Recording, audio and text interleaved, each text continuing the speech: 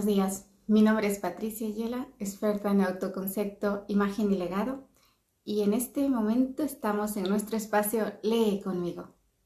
El día de hoy tenemos el libro de Iyan Labanzán, Esperando el amor, y vamos a iniciar el 5º capítulo. ¿Me acompañas? Hemos tenido algo de dificultad de entrar, pero lo hemos logrado. Bienvenido, buenos días, Fabián. Hoy nos toca limpiar la nevera.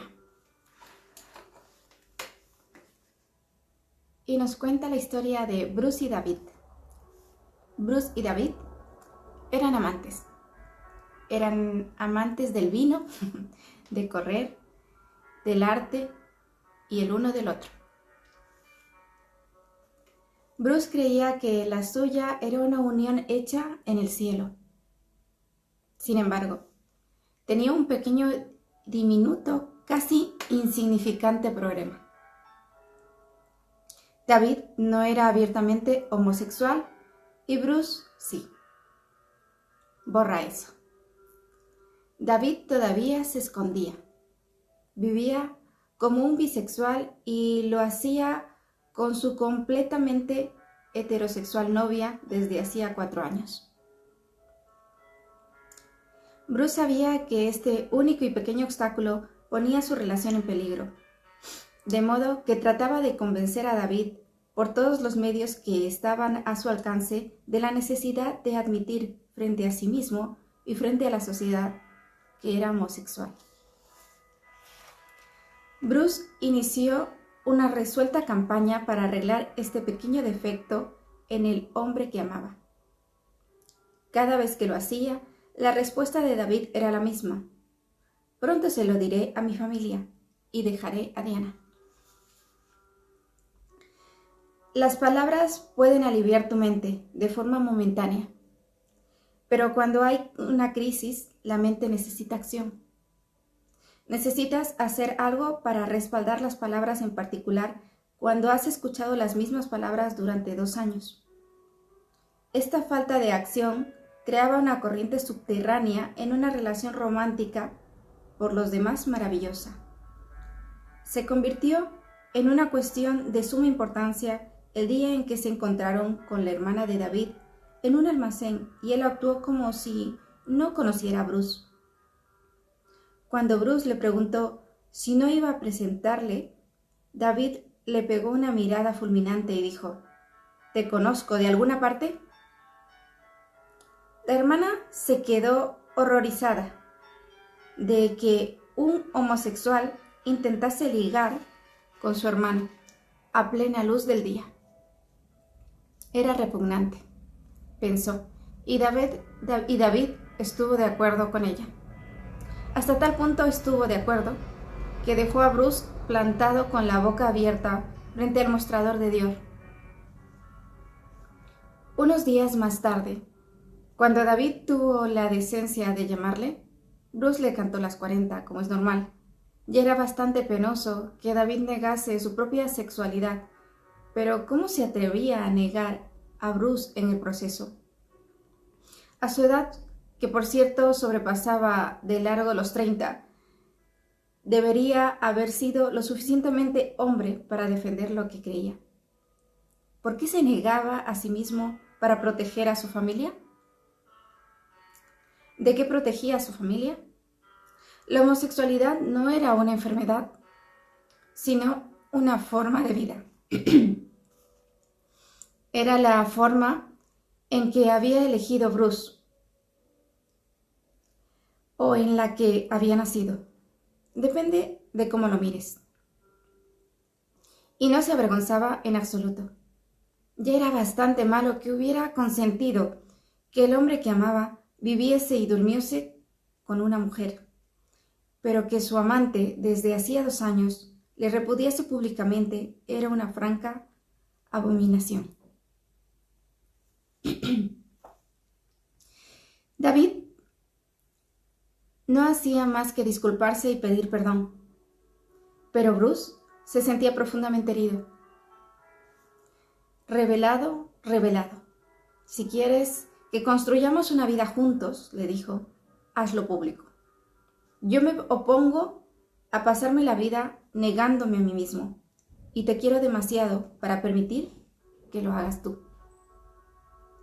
La conversación se convirtió en una decisión delirante cuando Bruce le dijo a David que si no se lo revelaba a su familia, lo haría él. Bueno, con eso obtuvo toda la atención de David. No te confundas. David en realidad sentía algo por Bruce. Se sentía más cómodo, más a gusto, cuando estaban juntos, pero tenía una responsabilidad con Diana, o eso él creía. Bruce sabía la verdad. Sabía que la gran responsabilidad de David era con su madre. Era hijo único, y para complicar las cosas todavía más, era el gemelo que había sobrevivido. Su hermano había muerto a los 4 años. Fue atropellado por un coche conducido por un homosexual, ¿vale? Medio borracho y medio enloquecido, que iba a gran velocidad por la calle tras una pelea con su amante. Si había muchos factores: trastorno emocional, alcohol, una farola de la calle rota, pero la madre de David se concentró en el hecho de que el hombre que había matado a su hijo era homosexual. ¿Cómo iba a enterarse que su hijo, su único hijo que sobrevivió, en la actualidad era también homosexual? Y todavía más. Después, ese hombre se suicidó. La policía dijo que había dejado una nota en la que no expresaba su remordimiento por haber matado al hijo de la señora Josephine, sino la desesperación que sentía porque no podía vivir sin su amante. Vale. La señora Josephine estuvo como loca durante 2 años. Cuando dejó de medicarse, empezó una enérgica guerra contra la homosexualidad. Incluso llegó a decir que si una mañana se despertaba y descubría que su hijo, su hermano, su marido o cualquier otro hombre que ella conociera y que alguna vez le hubiera tocado y era homosexual, se mataría. La señora Josephine era un poco dramática. La cuestión a todo esto es lo que David escuchó durante toda su vida, desde el 2.º año tras la muerte de su hermano. Cierre la puerta para que las cosas se conserven frescas. ¿Alguna vez has tomado una decisión sobre algo solo para que alguien te cuente una historia que te deja la mente en blanco y te hace olvidar todo lo que habías decidido hacer? Hablo por mí, pues esto me ha pasado unas cuantas veces, en una variedad de situaciones, cuando vivía en el primer piso de mi casa mental. Debe de existir algún tipo de proceso de eliminación en mi cerebro que se acciona mediante una información determinada. Cuando me enfrento a unos datos concretos, hay una gente diminuta que corre a mi alrededor, con gomas de borrar, y aniquila mi sentido común. Ojalá fuera tan simple. Ojalá pudiera proclamarme eso a mí misma. Nos dice la autora. La verdad es que cuando, en realidad, no quiero hacer algo, cuando tengo miedo de que las cosas no vayan como yo quiero que vayan, busco cualquier excusa posible o apacible para que las cosas sean como quiero. No tenía ni idea de que las cosas que veía o oía eran pistas.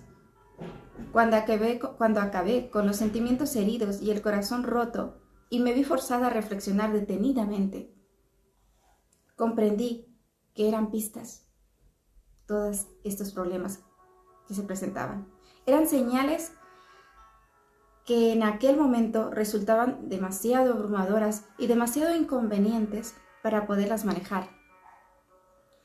De modo que mi mente las eliminó en muchas ocasiones, hasta que las pistas no se convirtieron en grandes bolas de energía que me disparaban flechas a la cara, y en un deslumbrante rótulo de neón intermitente no encontré el valor necesario para cerrar la puerta y reescribir el guión y encubrir la situación. Esto es lo que hice. Ya sé que por supuesto tú nunca harías algo así, o eso piensas. Lamentablemente es lo que hice. Es lo que hizo Bruce. Al escuchar la historia de nuevo, Bruce se calmó. Fueron capaces de volver a hablar de ello. Al final, David le prometió otra vez a Bruce que iría directamente a su casa y se lo diría a Diana y volvería a casa de Bruce con sus cosas. Después ya verían qué hacían. David practicó su discurso durante 2 horas antes de llegar a casa. Estaba tranquilo y preparado, o eso creía. Tenía una lista de cosas que sería preciso que dijera y después haría las maletas. Abrió la puerta del apartamento y oyó el sonido de un llanto amortiguado. En la sala, Diana consolaba a la señora Josephine, que estaba fuera de sí. ¿Le ha pasado algo a papá?, preguntó David, sin querer oír la respuesta. La señora Josephine subió la cabeza justo lo bastante alta y durante ese tiempo necesario para soltar bruscamente: David, les he dicho a esos médicos que Jimmy no es un marica. Les he dicho que no había podido coger el virus del SIDA por haber estado con alguno de esos monstruos homosexuales. Tomaba drogas.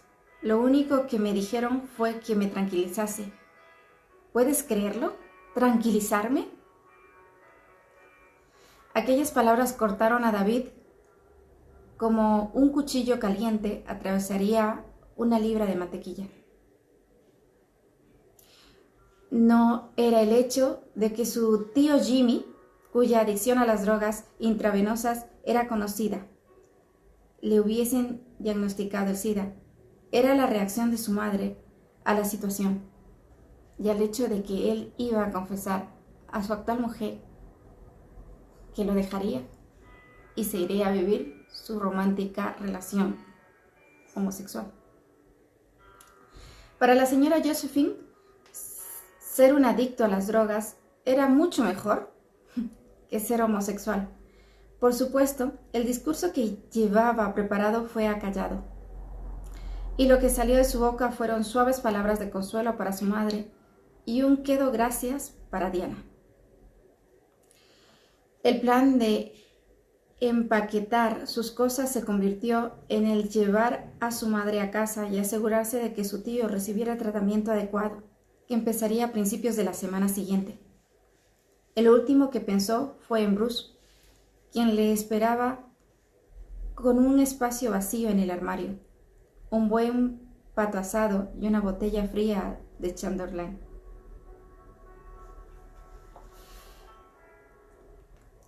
¿Quién se ha comido el pastel que dejé en la nevera? Ya sé que esto lo sabes, pero me siento obligada a recordarte que cuanto más pospongas algo, nos dice la autora, peor será y más difícil te resultará hacer lo que necesitas hacer, decir lo que necesitas decir. Ya sé que lo sabes, pero ¿cuántas veces has dejado que se acumule la colada mental hasta el punto de tener que salir a comprarte ropa interior? O sea, dejar de hacer lo que tenemos que hacer. ¿Cuántas veces nos ha ocurrido ya? ¿Cuántas veces has pospuesto limpiar la nevera hasta que el olor pestilente casi te asfixia? ¿Cuántas veces mañana ha tardado un mes en llegar? Lo sabemos, pero no lo hacemos. Ese saber que tenemos que hacer cosas, ¿no? Queremos, pero no podemos. Lo posponemos. Lo vemos, pero le damos la espalda mejor. En ningún lugar de nuestra vida este tipo de evitación tiene un efecto más devastador que en nuestras relaciones. Cuando algo se pudre en una relación, el olor emerge con bastante rapidez. Si no hacemos algo al respecto, de inmediato se convertirá en una tarea difícil, una desagradable faena que definitivamente preferiríamos no hacer. Pero debemos hacerla. David no fue capaz de enfrentarse a Bruce durante semanas. Tras recibir varias llamadas de un Bruce que obviamente sollozaba, le llamó solo para decirle que estaba bien. Tras asegurarle de que no lo había dejado tirado en la calle como si fuera basura, acordó verle en su apartamento, en contra de lo que le aconsejaba su juicio. Le explicó la historia, toda la historia, de principio a fin. Ahora había un reparto con muchos papeles y la señora Josephine, su madre, hacía de directora. Bruce, por supuesto, le apoyó y fue muy tranquilizador. Le dijo que lo comprendía y le perdonaba, porque le amaba. Buscaba en su guía de servicios para el SIDA y tal vez por eso no entendía exactamente el significado de las palabras de David, cuando le dijo, de un modo brusco, que iba a casarse con Diana y no iba a verle más. Incluso cuando David había llegado al recibidor, Bruce todavía no había comprendido qué es lo que ocurría. En su mente se trataba tan solo de un pequeño reto que tendrían que superar. El amor lo conquista todo, ¿no es así? El amor no puede abrirse paso a través de la deshonestidad. Tenlo claro, la negación, el miedo o la obligación de complacer a la gente. El amor no puede abrirse a paso a estos hechos. Resulta físicamente imposible que dos cosas ocupen el mismo espacio al mismo tiempo. Donde reside el miedo, el amor no puede morar. Cuando existe una deshonestidad manifiesta, redomadas mentiras, ocultación y negación, como es el caso de esta historia, no puede haber amor, por mucho que creamos que eso es amor. Ni tan siquiera te permitas pensar que no podría existir amor entre dos hombres en este tipo de relación. El amor no discrimina. Existe en cualquier lugar en el que sea bienvenido, reconocido y respetado. 3 semanas más tarde, tras muchas llamadas sin respuesta, Bruce se dio cuenta de que David lo había abandonado. Se sentía amargado y confundido. No entendía qué era lo que no había funcionado.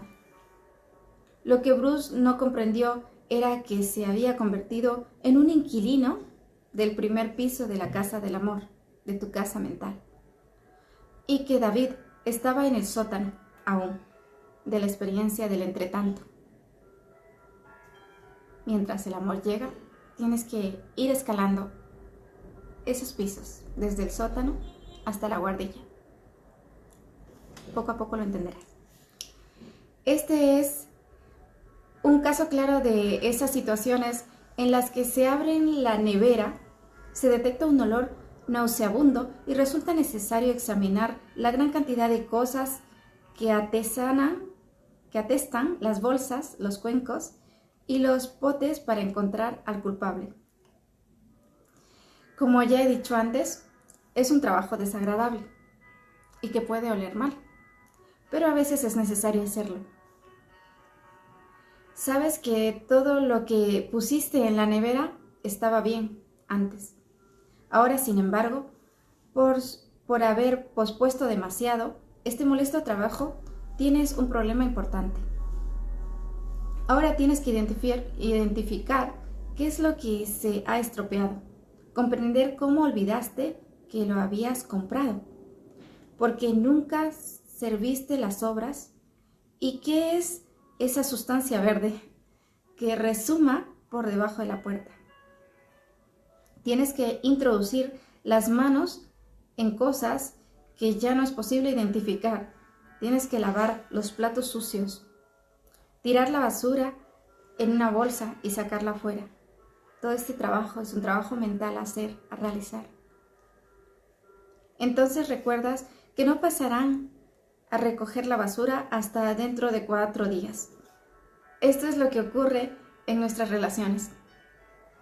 Cuando dejamos que las cosas se estropeen, cuando nos negamos a hacer el trabajo de forma gradual, cuando dejamos cosas por hacer y por decir, el olor nauseabundo persiste. Probablemente en el entretanto, es sensato no contar con que tu pareja actúe del modo que tú esperas o exiges. Recuerda que el entretanto a menudo es un tiempo de miedo y confusión en el que resulta difícil predecir qué es lo que los demás harán. Mas tú sí puedes ver o saber lo que harás.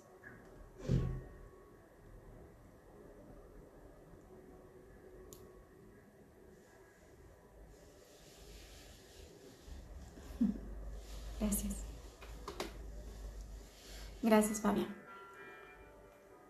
Ellos no pueden predecirlo y tú con toda seguridad tampoco eres capaz de hacerlo ni sabes qué esperar. Quizás también debas mantener una actitud escéptica frente a una persona que promete que va a hacer cualquier cosa cuando se encuentre en pleno entretanto.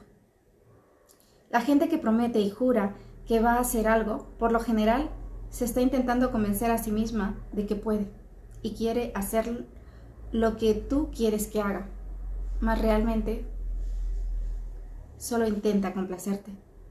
Hay miedo detrás. Tan pronto como escuches las palabras te prometo, o te juro, o juro que, cuidado, no te adormezcas y choques contra tu propio hábito de ignorar la verdad. Recibes la advertencia de que no puedes confiar en lo que se te dice en este preciso momento. Claro que no quieres admitirlo, ni tampoco quieres enfrentarte a tu pareja con tus sospechas.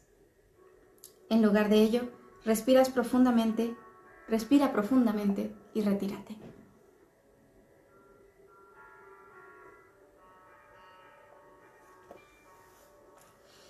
En el entretanto, las promesas y los juramentos son una indicación segura de que el grado de confianza necesario para mantener una relación sana está ausente. Lo más probable es que tú tengas algún problema de confianza del que eres totalmente inconsciente.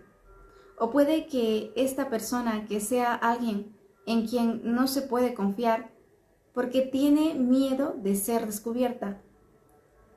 Nada resulta más corriente en el entretanto que esperar o exigir que otra persona haga lo que ya sabemos de entrada que no hará o no será capaz de hacer. En la pauta que nosotros mismos determinamos para que nos hieran, es la pauta mediante la cual nos demostramos a nosotros mismos que nuestros instintos y sospechas eran correctos. En la pauta del comportamiento pasivo-agresivo, que nos lleva al entretanto siempre que entramos en ella, sabemos que no va a haber resultado. Pedirle a alguien que haga lo que sabemos que es incapaz de hacer o exigirle que haga lo que nosotros queremos que haga, cuando sabemos que tiene miedo y está confundido, es algo muy poco amable y cruel que nos hacemos a nosotros mismos y a los demás. En este caso, Bruce le pedía a David que le dijera a su novia y a su familia que era homosexual y que supuestamente la amaba. Le exigió esto. David, ¿por qué le amaba? Pensaba hacerlo, eso creía, mas nunca fue capaz de hacerlo. A eso se refiere. Debes escuchar lo que la gente hace, no lo que dice. La gente siempre demuestra sus intenciones, sus expectativas, por medio de sus actos. Aprende a observar con atención. Tal vez jure al cielo que hará esto o aquello, pero hacer sigue siendo la palabra operativa. Solo una palabra. La cuestión, en este caso, no es que estos dos hombres no podían tener este tipo de relación. La cuestión es que uno de los dos esperaba que el otro hiciese lo que él quería que hiciese. Estos son falsas expectativas.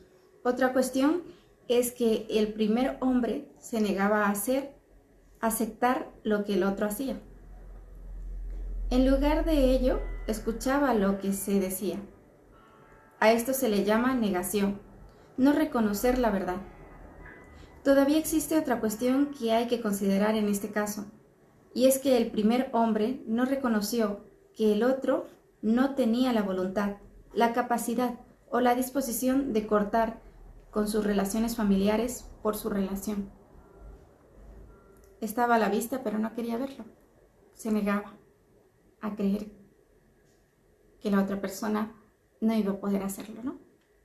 A esto se le llama ser capaz de saber lo que miras y se resume en saber qué hacer frente a lo que ves. Ahora examinemos estas cuestiones una a una. Saber lo que miras. Muchas personas establecen relaciones con falsas expectativas. Esto ocurre cuando esperamos que los demás hagan lo que nosotros queremos que hagan, cuando nos indican con toda claridad que tienen otras intenciones y nosotros no queremos ver. ¿Cuántos de nosotros no nos hemos visto aquí en alguna ocasión? Si David, que ya estaba al final de los 30, no había reconocido públicamente todavía su homosexualidad, con ya 30 años, quiero decir, ¿por qué esperaba Bruce que lo hiciese ahora? Aún así, Bruce no quiso ver este dato. Siguió creyendo. Su incapacidad, la de Bruce, o su falta de disposición para hacerlo, su incapacidad, se refería a David, o su falta de disposición para hacerlo, no significaba que a David no le importase Bruce, sino sencillamente que no estaba preparado. Hay momentos en los que esperamos que la gente sea capaz de hacer algo que no está preparada para hacer, y nosotros lo exigimos, queremos que lo hagan. En esto precisamente estriba la diferencia entre las personas que habitan en el primer piso de la casa mental del amor para llegar al amor y las que lo hacen en el tercero. En este, el amor no exige nada, no tiene expectativas. En el primer piso sí. Con frecuencia en las relaciones, las cosas no funcionan porque las personas que nos atraen siguen un camino distinto hacia la cumbre del amor. Todos nosotros, desde nuestra posición, intentamos convencer al otro de que siga el camino que nosotros hemos elegido, de encontrar el amor, sea en nosotros y en los otros. Y quizás el otro que has conocido aún no está preparado. No es malo, no es erróneo, no es mentiroso, solo aún no está preparado. Nada podría ser más difícil, y esto nos lleva a utilizar otro limpiador espiritual para la casa del amor, para tu casa de camino a encontrar el amor real en tu vida. Y ese desinfectante, ese limpiador espiritual, es la verdad. La verdad debes andar por el camino que es verdadero para ti. El camino que sigues no tiene que ser el de la verdad, sino solo el que es la verdad para ti. La verdad es que Bruce había hecho público su homosexualidad y David no. Esa era la verdad en esta historia. Quizás ames mucho a una persona, pero también debes aceptar que tal vez no siga el mismo camino que tú. Ha elegido otro rumbo, otra lección, una que no puede ser complementaria a la tuya, y tendré que aceptarlo. Y esto nos lleva a la siguiente cuestión. Aprende a enfrentarte a la verdad. Porque Bruce, que era abiertamente homosexual, quería mantener una relación con alguien que vivía con una mujer que temía decirle la verdad a su madre. ¿No es eso una forma encubierta de autonegación? ¿Por qué elegir a alguien que no está en la misma dirección que tú? A veces nos equivocamos. No queremos ver nuestra propia autonegación en ese elegir. Algo que sabemos que no va a fluir, no va a caminar. Y esto le llama autonegación. ¿Acaso no se establece una situación para que falle? Verdaderamente, uno no puede sentirse decepcionado cuando la otra persona no le trata como quiere ser tratado. Al participar en la negación de David, Bruce debería haber esperado que también él sería negado. De hecho, era negado cada noche mientras David roncaba en la cama al lado de Diana. Eligió formar parte del problema en lugar de formar parte de la solución, creyéndose que éste haría lo que él quería que hiciese, sin tener en cuenta todo lo demás. Existen dos grandes lecciones para las personas que viven en el primer piso de su casa mental. La primera lección: encuentra tu centro y permanece conectado con él. Y la segunda: deja que los demás sigan el camino que han elegido y de cualquier modo, ámalos. La verdad es que dos mazorcas de maíz no crecen al mismo ritmo, ni dos rosas florecen exactamente en el mismo instante. Qué bonito. Tal vez se trate de una carrera de pareja, pero todas las cosas y todas las personas se desarrollan a su propio ritmo, según el plan divino para su vida. Resulta muy tentador atrofiar tu crecimiento, detenerlo o insistir en que alguien se amolde al tuyo. La verdad es que el crecimiento simultáneo es excepcional en las relaciones y a veces se da. Por lo general, dos personas se ponen en camino juntas. Una avanza hacia adelante y la otra se queda atrás. En algunas ocasiones, la que ha avanzado más es capaz de volver atrás y arrastrar a la otra a toda velocidad. Estas son algunas relaciones que se mantienen en el tiempo, que florecen. En la mayoría de los casos, la que arrastra a la otra tiene que disminuir su marcha, a veces hasta pararse por completo. En otras ocasiones, pueden ir caminando juntas y avanzar juntas, sin que una tenga que esperar a la otra. No siempre es así, pero también existen. Y sé que uno de mis oyentes es la firme prueba de que esto existe. Y muchos, seguro. Encuentra tu centro y permanece conectado con él. Has de saber que todavía te es posible amar a la persona que corre detrás de ti. pero si empieza a andar, tu responsabilidad hacia ti mismo es seguir corriendo, seguir caminando, seguir avanzando. ¿Cómo encontrar tu centro? Sí, ser el uno para el otro. Fabián. Pero esto es un compromiso, es una tarea y es un reconocimiento primero de ti, de amarte a ti y de elegir compartirte con el otro. Aquí tenemos mucho que aprender. ¿Cómo encontrar tu centro? Nos dice. Existen varios pasos sencillos que puedes practicar constantemente y que te ayudarán a encontrar tu centro, el lugar de tu equilibrio.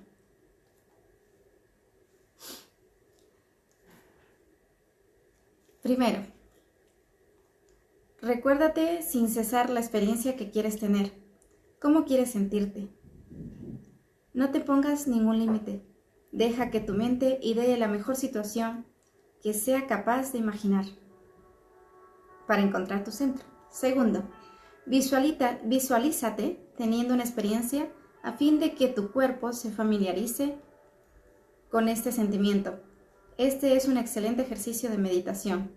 Muy a menudo no tenemos la mejor idea de qué sentimos si conseguimos exactamente lo que deseamos. Por lo tanto, cuando lo consigamos o nos acerquemos a ello, nuestro cuerpo se siente incómodo y creemos que algo no está bien. Para eso te ayuda esta visualización. Reconoce o encara tus miedos sobre lo que quieres y luego libéralos. Querer algo y a la vez tener miedo de conseguirlo parece una faceta de la naturaleza humana, pero no es el camino. Por ello, libéralos. Esta es una oportunidad excelente para escribir un diario. Escribe qué te da miedo, qué piensas que podría ocurrir, qué sentirías si ocurriera, qué te pasaría a ti si ocurriera, o cualquier otra cosa que te venga a la imaginación y pienses que constituye tus miedos. Acaba este ejercicio escribiendo: no elijo tener esta experiencia, elijo la que quiero vivir. Y la escribes. Completa la frase escribiendo lo que quieres. A uno de mis oyentes, que sé que es un ejemplo de una relación amorosa, cimentada bajo la firmeza, bajo lo que realmente es el amor verdadero, que sé que me está oyendo en este momento, me gustaría que nos entregue quizás unas palabras para aquellos que todavía están en búsqueda del mismo. Unas palabras sabias que los puedan orientar. A muchos que de un modo o de otro se han visto trastocados en las relaciones. Y quizás hasta a mí misma. Yo también estoy en el entretanto. Yo también estoy en ese camino hacia encontrar el amor y ya no fuera, sino encontrarlo en mí lo suficientemente para poder encontrarlo fuera. Porque desde luego, si no lo encuentras en ti primero, todo lo de fuera va a ser muy distorsionado a lo que realmente necesitamos. Y ni siquiera necesitamos. Podríamos vivir, experimentar, disfrutar. Así que ya sabes a qué me refiero. Si nos escribes unas palabras, luego se las puedo entregar aquí a los que nos estén escuchando. Tenía que decirlo.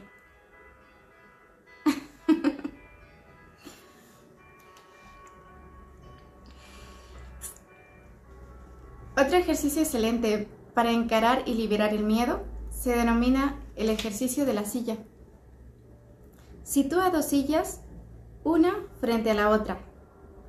Siéntate en una de ellas y visualiza a la persona con la que quieres hablar y escribe el nombre de esa persona en un trozo de papel y colócalo en la otra silla mirando hacia arriba.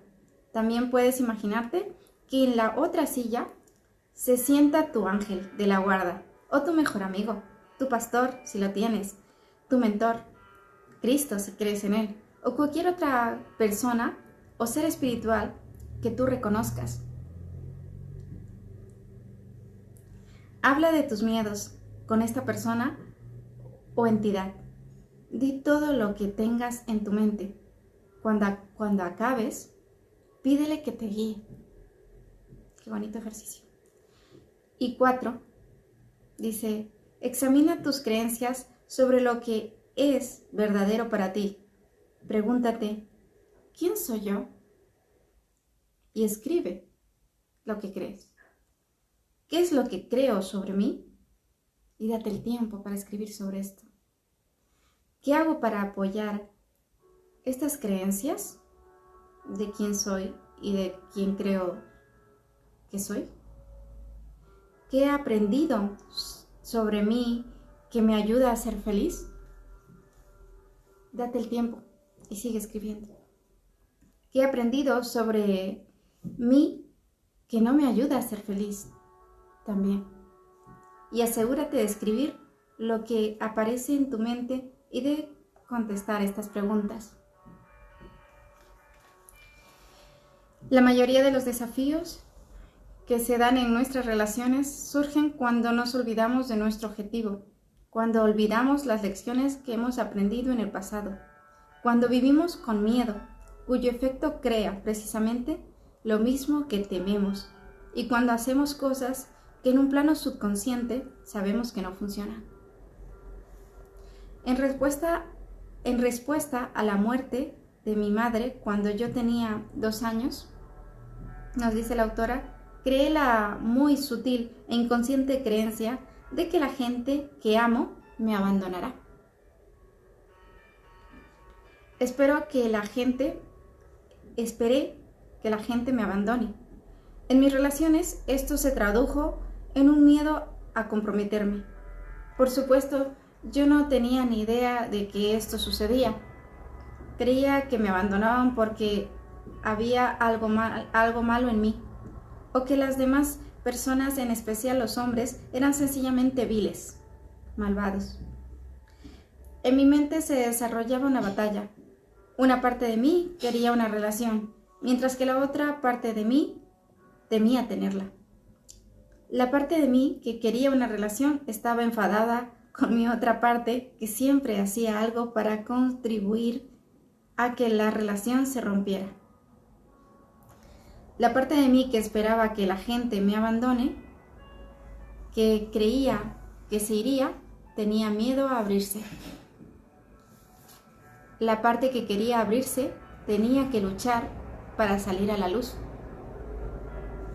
Desde fuera parecían cambios de temperamento. Era muy cariñosa, afectuosa y amorosa, pero con la misma rapidez podía convertirme en una verdadera zorra. Oscilaba de un lado a otro. Vete. No, quédate. Márchate. No, no me abandones. Al final, todas mis parejas me desenmascaraban y me dejaban. Muchas personas que viven en el primer piso de la casa del amor deben abrirse paso a través del conflicto interno entre querer una relación y creer, por cualquier razón elaborada por la mente, que no pueden tener o no merecen tener una relación comprometida. Es muy similar creer que no nos merecemos el amor. Y muy pocas veces sabemos reconocerlo. El amor es una atracción y un acuerdo del alma. Las personas que atraemos aman tanto nuestra alma que llegan a un acuerdo inconsciente y no expresado, de pasar una parte de su vida entrelazadas con la nuestra a fin de enseñarnos nuestros propios acuerdos. La verdad es que Bruce y David, nuestros autores de esta historia, como cualquier otra persona que inicia una relación íntima o sexual, tenían este tipo de acuerdo. En el primer piso empiezas a construir tu integridad respecto a las relaciones. Empiezas a desarrollar fronteras. debes empezar a aclarar qué es lo que harás y lo que no harás. ¿Cómo llamarás a la gente para que aparezca y participe en tu vida? ¿A cuánto de ti mismo estás dispuesta a renunciar? Y si mantendrás o no los compromisos a los que has llegado contigo mismo. Siempre que participas en la ocultación o la evitación de alguien, no actúas con integridad. Lo haces con una conciencia de negación e irresponsabilidad. Si sabes que alguien toma drogas y no le dices nada a esa persona ni a ti ni a nadie más, participas en su autodestrucción. Vaya, esto no lo había pensado así.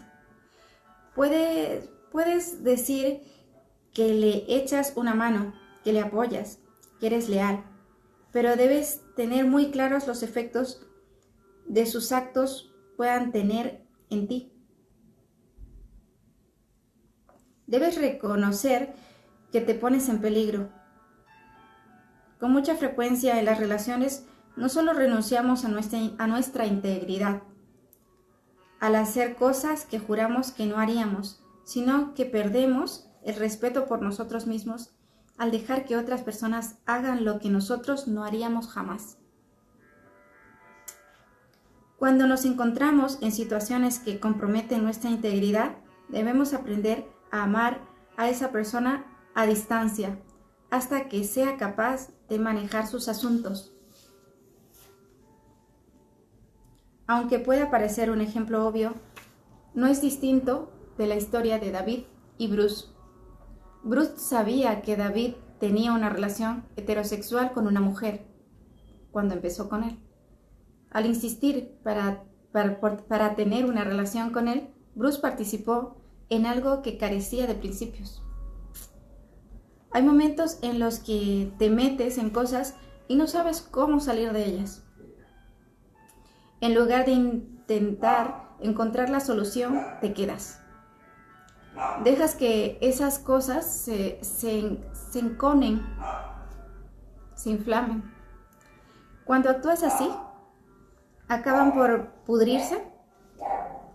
Y en la nevera de Bruce había definitivamente algo podrido. Las cosas que olvidó sobre sí mismo al perseguir a David. Las cosas que se decía a sí mismo para justificar la relación, que se amaban mutuamente, por ejemplo, eran una de las cosas que él se decía.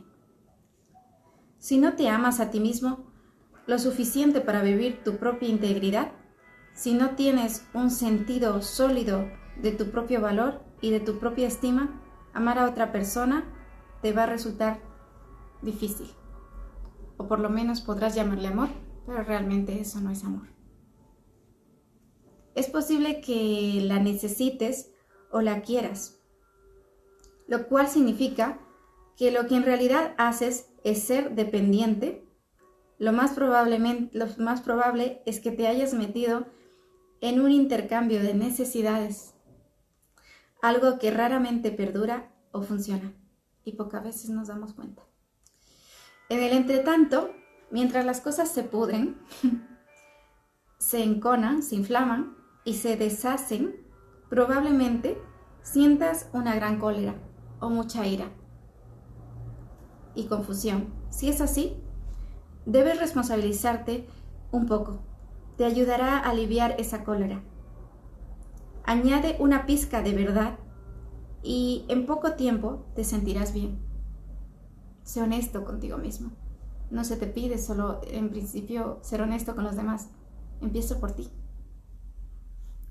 Así podrás comprender la naturaleza de la vida en el primer piso de la casa de camino al amor que eres, y la eficacia de los limpiadores espirituales que te menciona aquí la autora y que debes utilizar en este nivel de tu desarrollo, como son la verdad, la responsabilidad y alguno más que se me queda por ahí. Examinemos otro guión. Tómate alguna cosa, te ayudará a sentirte mejor. La clásica historia del primer piso trata sobre ayudar a alguien a superar algo solo para que te deje. Cuando esto ocurre, lo más probable es que necesites algo más que una limpieza. Necesitarás una reparación general.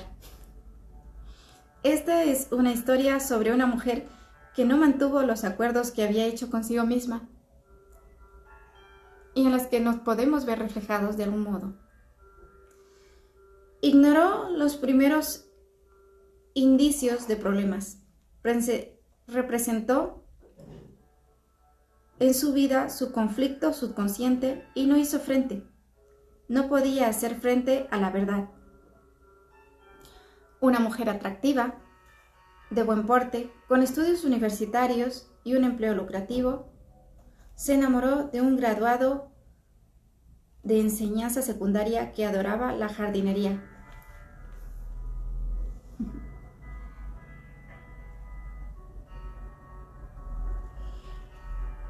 Aparentemente, dedicar tu vida a la jardinería no es una mala cosa, pese a que puede resultar bastante desagradable durante los meses de invierno.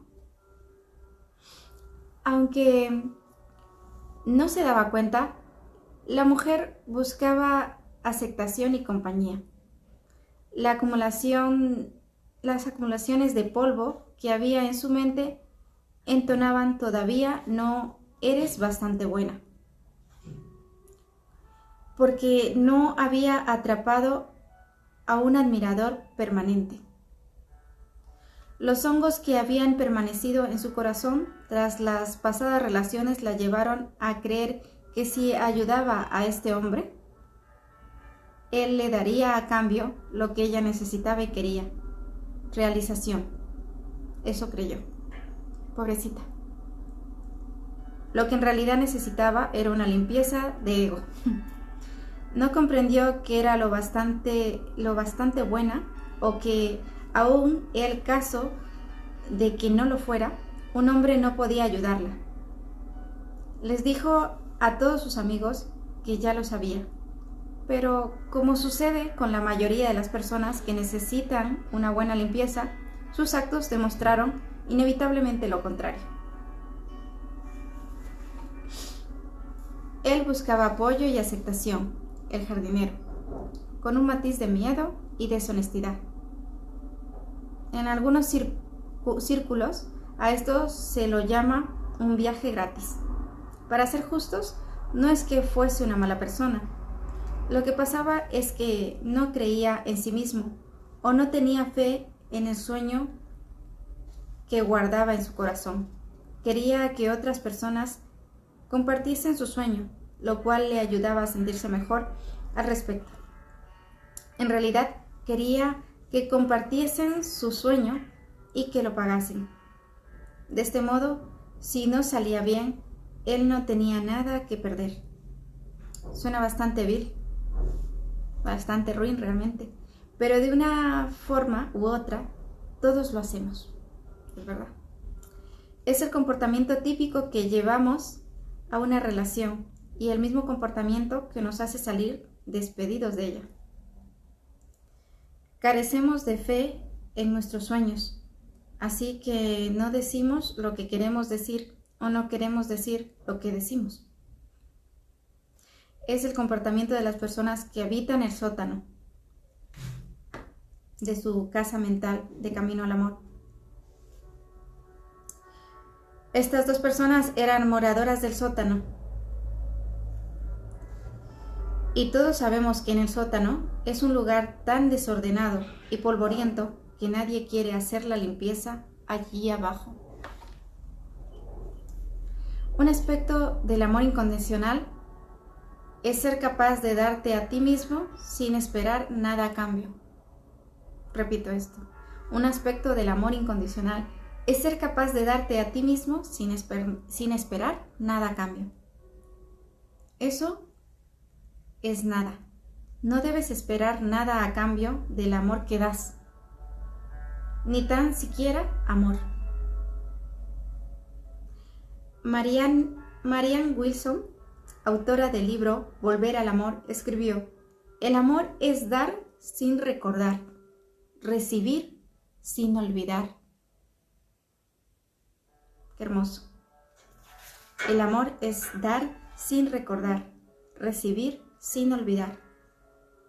Esto no significa que debas permitir que la gente haga lo que quiera en tu vida o contigo. Que no se malentienda.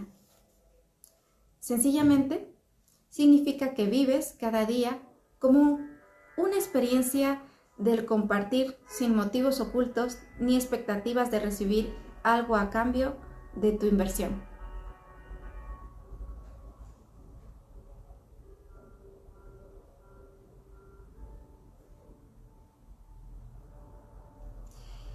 El amor requiere que compartamos sinceramente el tiempo, el espacio, los recursos y la vida por el mero placer de hacerlo, mientras resulte placentero.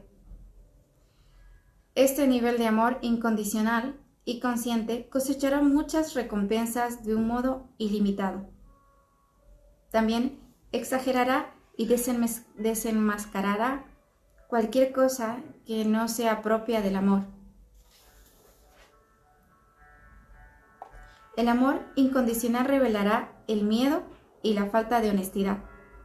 Cuando lo haga y lo veas, serás capaz de expresar tus preocupaciones, porque no tendrás ningún motivo oculto del que tu subconsciente se sienta culpable.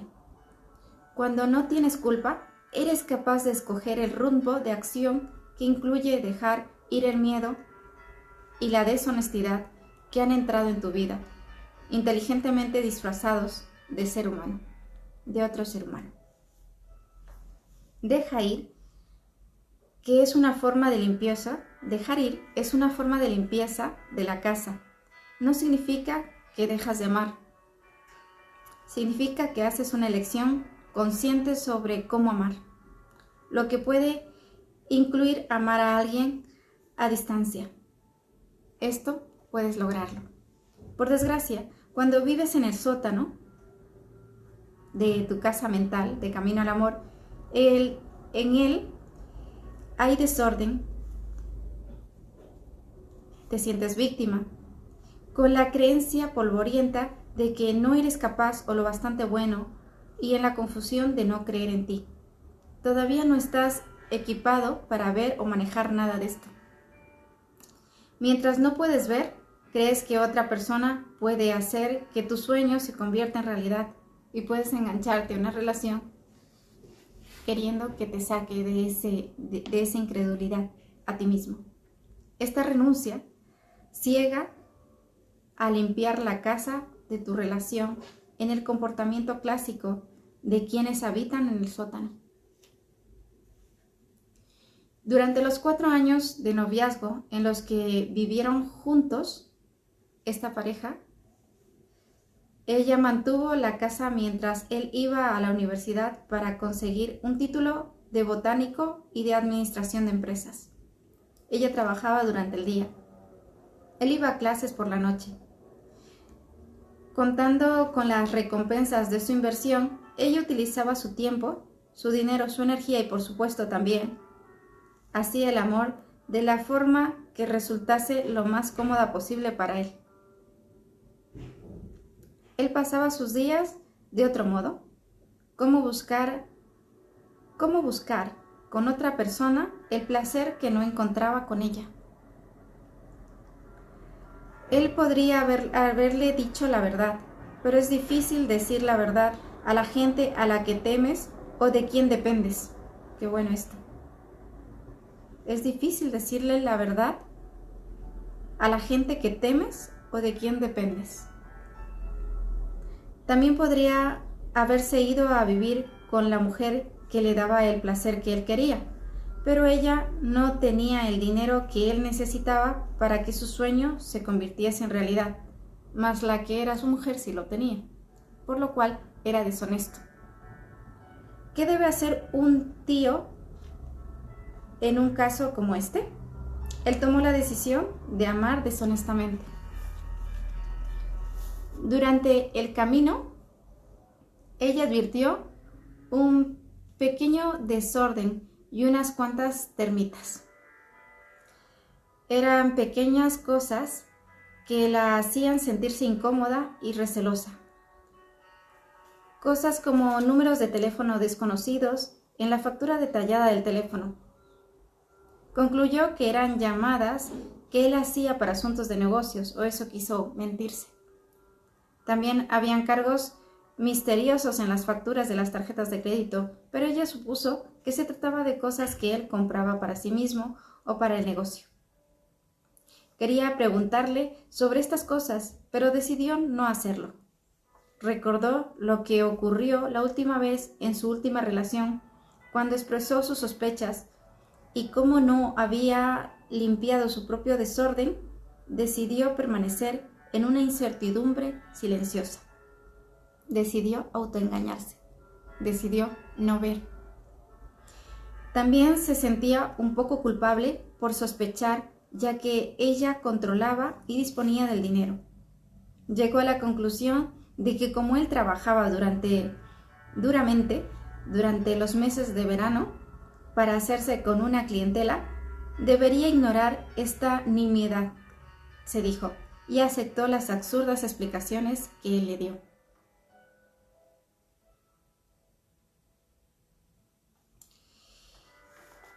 Como él había crecido en un hogar en el que solo estaba la madre, estaba acostumbrado a que una mujer tuviese el control de su vida. No le gustaba, pero le resultaba familiar y era mucho más fácil que hacerlo él solo. También había calculado con exactitud qué hacer y decir para mantenerla alejada de su asunto, o sea, su otra relación.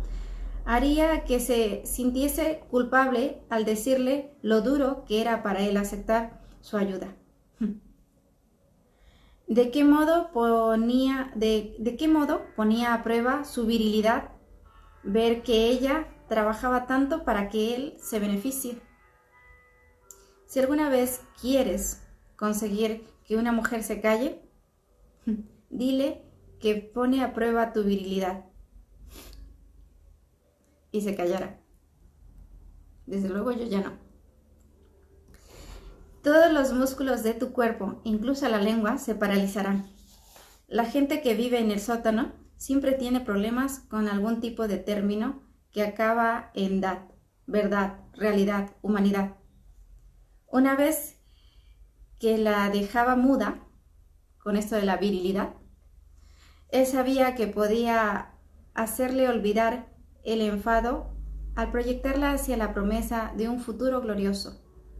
Siempre había funcionado con mamá y funcionaba como por arte de magia con la mayoría de las mujeres, particularmente con aquellas que estaban cegadas por la culpabilidad y el desorden de no atenderse a sí mismas y de no conocerse.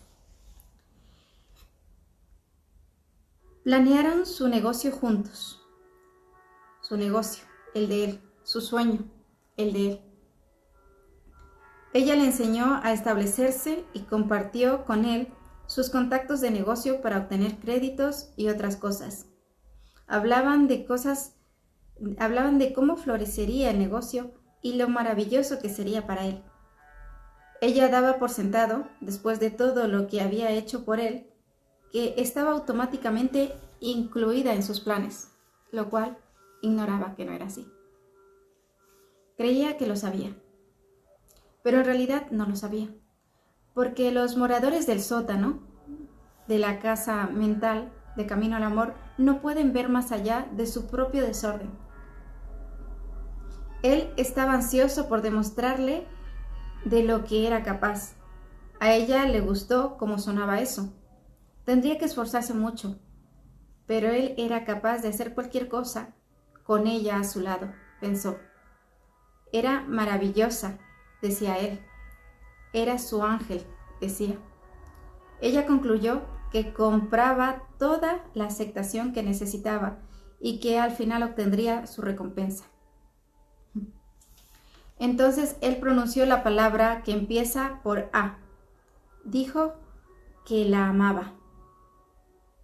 Mintió.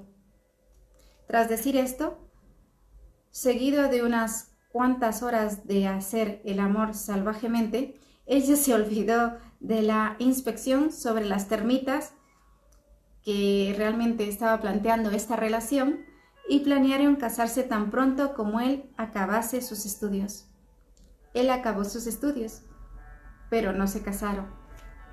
Él quería levantar el negocio para poder devolverle todo lo que ella había hecho, ayudarle en sus estudios para que los completase.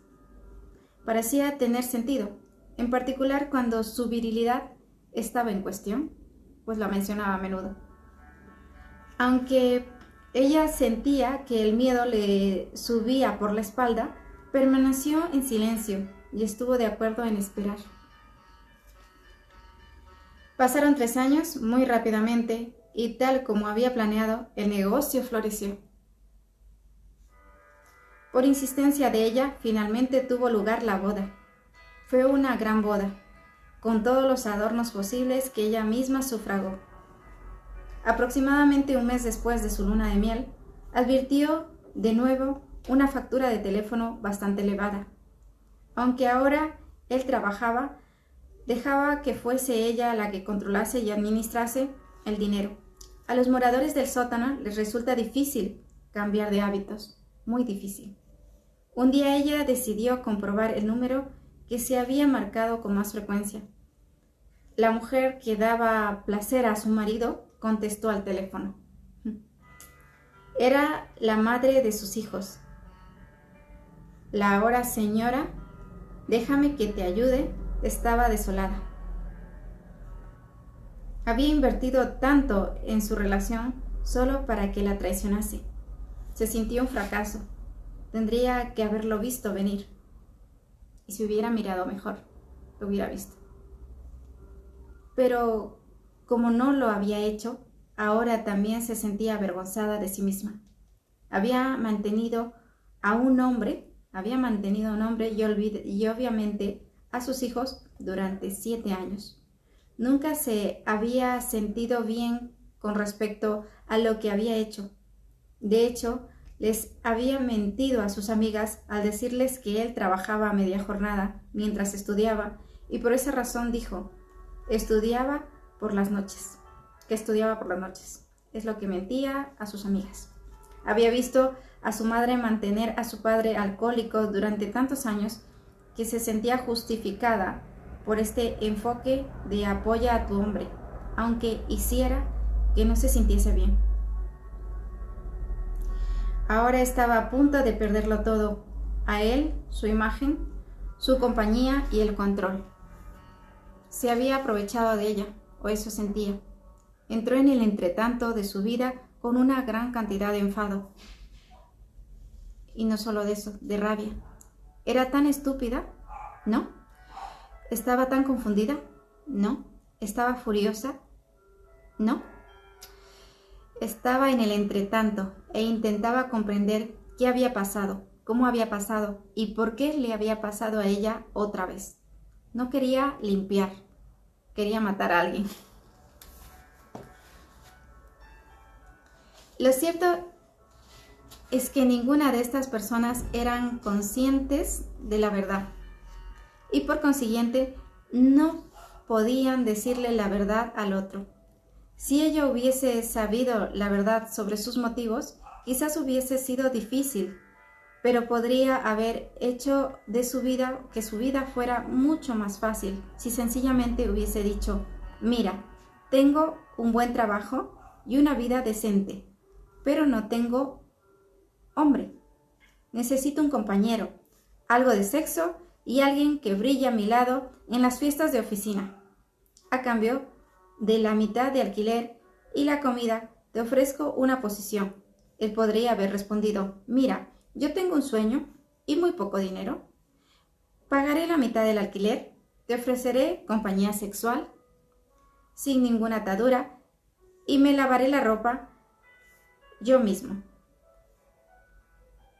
Puedo quedarme contigo durante 3 años. Suena muy duro, tal vez profano para quienes nos escuchen, pero les hubiera ahorrado a nuestros autores de esta historia, a los dos, mucho tiempo, mucho dinero y mucho dolor. porque hubiera habido honestidad.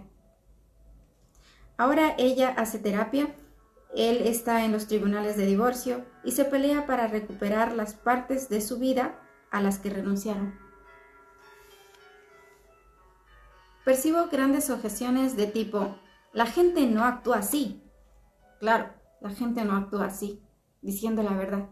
Sería mucho mejor y mucho más fácil nuestras relaciones si fuéramos honestos. Aunque suene raro. La gente no actúa así, puedes decir, o objetar. No puedes decirle esas cosas a la gente, podrás pensar, querido oyente. En respuesta a estas objeciones pregunto, ¿por qué no? ¿Por qué no tenemos la valentía de decir exactamente lo que esperamos, queremos y necesitamos? ¿Quién nos lo impide? ¿La sociedad con sus creencias de moralidad que ella misma desvirtúa?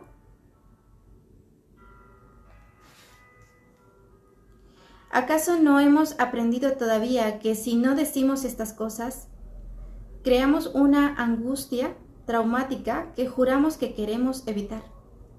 Los que viven en el sótano de la casa de Camino al Amor quizás no sean capaces de decir la verdad. Los que han ascendido al primer piso deben aprender a hacerlo. Déjame que comparta contigo lo que sé. Sé que cuando aprendemos a amarnos y respetarnos a nosotros mismos, no hay nada que no seamos capaces de hacer, decir o tener si estamos decididos a lograrlo.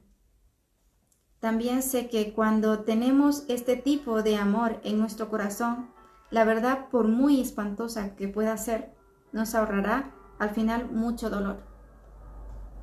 Y también sé que cuando aprendemos a vivir con la conciencia de la verdad, de la responsabilidad, de la integridad y del amor incondicional, las cosas que una vez quisimos ya no nos satisfarán. Seremos capaces de abrir la nevera, nuestra nevera mental, nuestro símil de nevera mental, detectar aquello que huele mal, el más leve olor pudriento de algo que está ahí y tirarlo. Respétate a ti mismo, respeta a los demás. Lo hacemos siempre. Encuentras a alguien que te atrae o que despierta tu curiosidad. Tal vez esta persona tenga un bonito cuerpo, una cara maravillosa, determinadas partes de su cuerpo de un tamaño adecuado o cualquier otra cosa que agite tus ondas cerebrales. Quieres a esa persona, la persigues. Has dicho a alguien que conoces, ha dicho alguna vez, voy a hacer que me quiera. ¿No te has visto alguna vez diciendo esto? ¿Voy a hacer que me quiera? Este es exactamente el tipo de situación a la que me refiero aquí. Inicias una resuelta campaña para atraer la atención de esa persona y capturar su corazón, o eso te dices. En el entretanto, de camino al amor, cuando te encuentras en una intensa persecución de este tipo, te olvidas de quién eres y de lo que realmente quieres. Sales de tu centro. Haces y dices cosas que sabes que no van contigo en absoluto, por impresionar al otro. No tienes centro, desde luego, ni cumbre ni base. Llevas a cabo una misión. En este tipo de misión es inevitable que te deshonres a ti mismo. Lo más probable es que la persona a la que persigues esté siendo exactamente como es, haciendo exactamente lo que hace. Sin embargo, tú no prestarás atención. A sus desagradables hábitos les das preciosos epítetos. Los evitas mirar o ves otras cosas. Las justificas, la justificas a ellas y justificas las cosas que hace. En el entretanto, tú realizas todo el trabajo. Te gastas todo el dinero, llevas a cabo todos los arreglos, haces un trabajo tan bueno que no adviertes que la otra persona solo está de paso. Además, no has hecho la menor investigación. No tienes la menor información. No sabes la historia de sus relaciones. No conoces su historia familiar. Y probablemente no tienes ni idea de que esta es la misma persona cuyo rostro aparece en los carteles de Se Busca de la oficina de correos.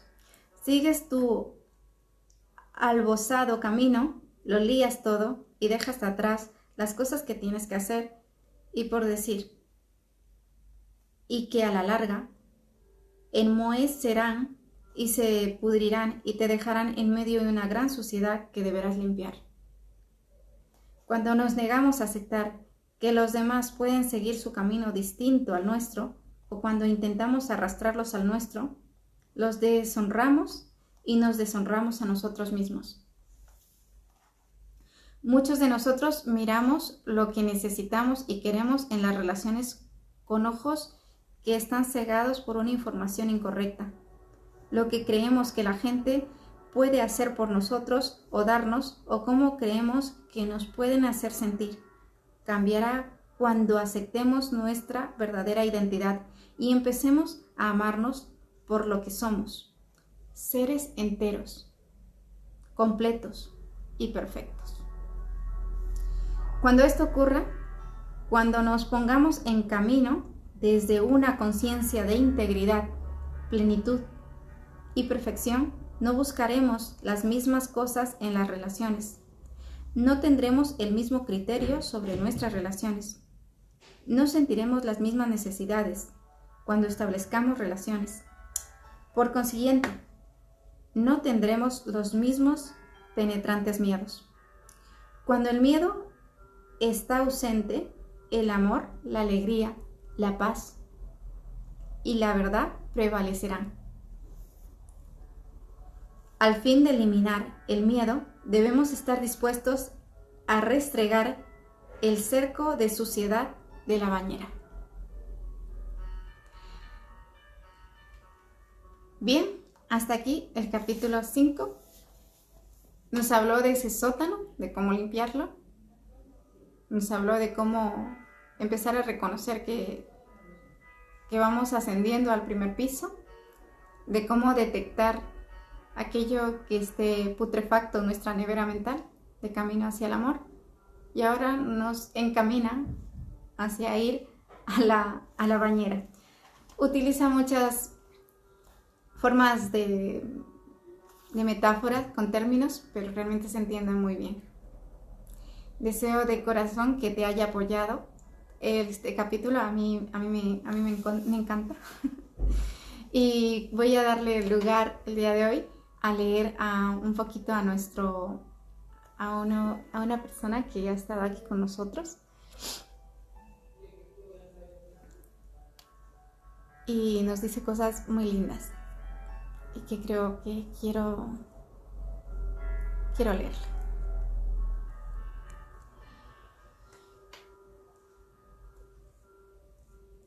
A ver, bien, estamos aquí.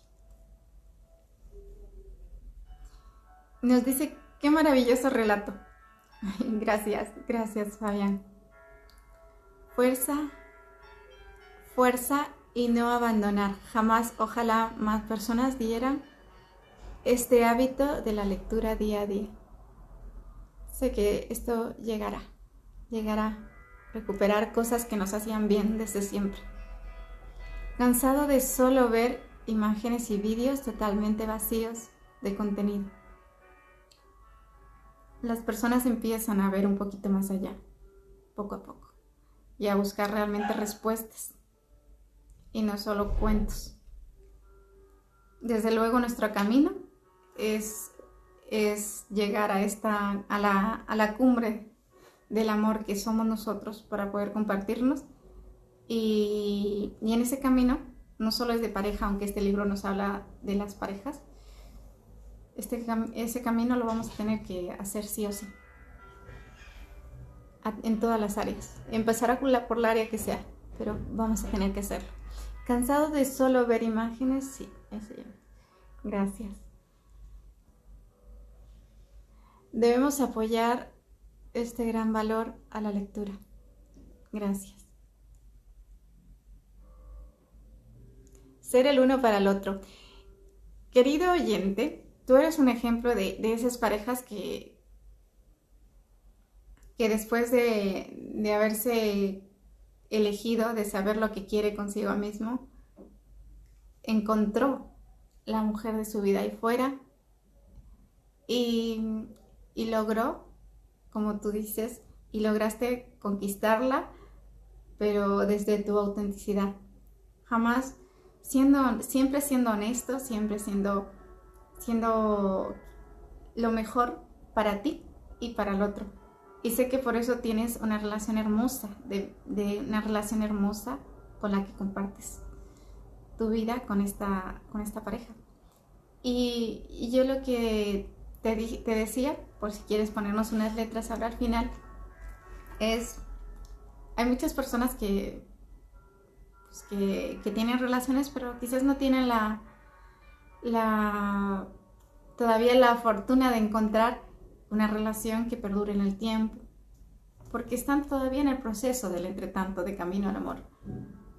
Pero hay otras personas que llegan a ese encuentro y a caminar junto a otra persona que las potencia y a la que potencia. Y tú eres un ejemplo de eso, Fabián. Entonces, ¿qué les dirías para aquellos corazones que se han roto más de una vez? Que una parte de ellos quiere volver a amar y otra parte les dice, ¿para qué volverlo a intentar si ya salió mal? Este libro ayuda a esta gente y a mí me viene a preguntarte a ti, que eres una experiencia real, ¿qué les dirías?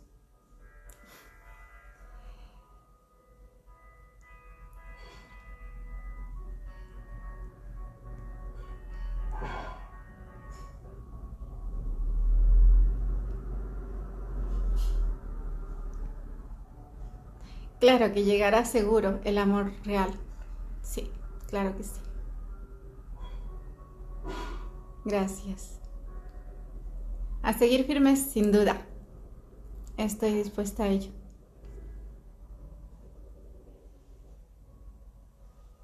Jamás hay que automentirse. El secreto de ser es el secreto de ser auténtico. Sí, hay personas que están en la oscuridad, pero todo es necesario. Toda nuestra historia es necesaria vivirla.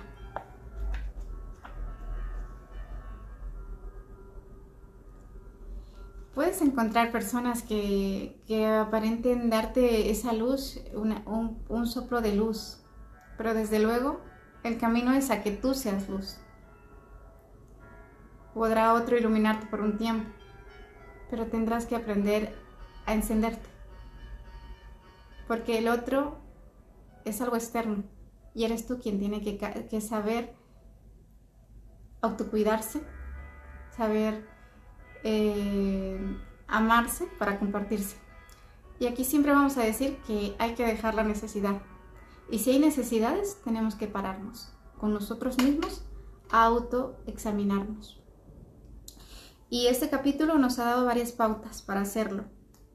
Nos ha dado este ejercicio que pienso copiarlo y dejaros una dirección en la que podáis descargarlo, porque es muy útil para poder encontrarte tu centro, y cuando establezcas una relación con quien quieras, pues lo hagas desde ese punto, y cuando sientas que te desvías en el camino, observes qué pasa ahí. No te juzgues, obsérvalo y ve trabajando y limpiando esas ideas mentales que estén condicionándote y que estén apoyándote o abocándote a una relación que quizás en algún punto va a flaquear. Desde luego, la primera relación es con nosotros mismos.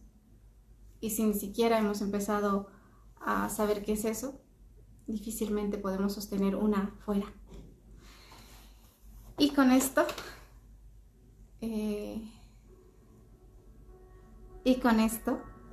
os dejo el día de hoy. Ha sido para mí un gusto y un placer compartir este ratito con vosotros. Os deseo un grandísimo día. Gracias, Fabián, y gracias a todos los oyentes que han estado conectándose el día de hoy y también a los que nos vean en diferido. Que tengáis un gran día.